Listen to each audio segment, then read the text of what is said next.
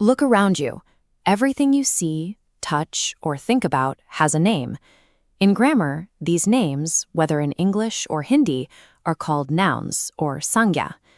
We can categorize every noun using 5 foundational pillars: person, place, thing, animal, and emotion. The first 4 are physical.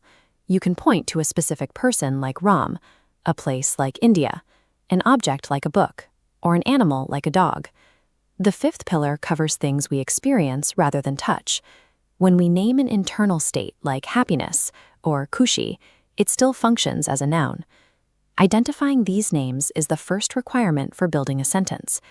Before you can describe what is happening, you must first identify the specific person, place, or thing at the center of the statement.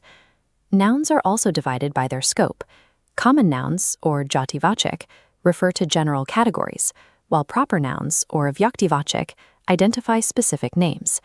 For example, boy is a common category. But when naming a specific individual, like Ram, we use a proper noun.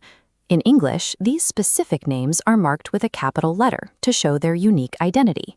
You see this with geography as well.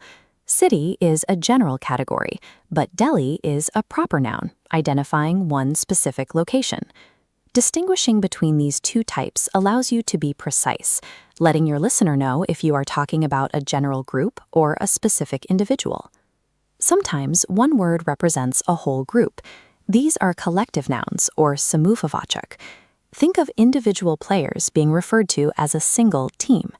It is important to distinguish a collective noun from a simple plural. While players refers to many individuals, a team refers to the single unit they form together. We also have material nouns, or dravivachak. These are the raw substances and elements, like gold or water, that we use to create other things. These categories help us discuss the physical world by grouping individuals or identifying the matter that objects are made of. Abstract nouns, or bhavachak, name things that don't have a physical form, such as concepts or emotions. You cannot touch honesty, but it is still a named idea. Every noun you've learned also falls into a second system, countability. They are either countable or uncountable. Common nouns are usually countable. You can have 1 book or 5 books. They shift easily between singular and plural forms. However, material and abstract nouns are almost always uncountable. You cannot have 3 waters or 4 courages, because these nouns represent continuous substances or ideas. Checking if a noun is countable tells you how to use numbers and plurals correctly later in your sentence. Let's apply this. In the sentence, the Indian Army showed great courage in the water, there are 4 nouns. Pause the video now and try to find them. First, Indian is a proper noun. Next, Army is a collective noun, which is countable and currently in its singular form. Then we have courage, an abstract noun, and water, a material noun.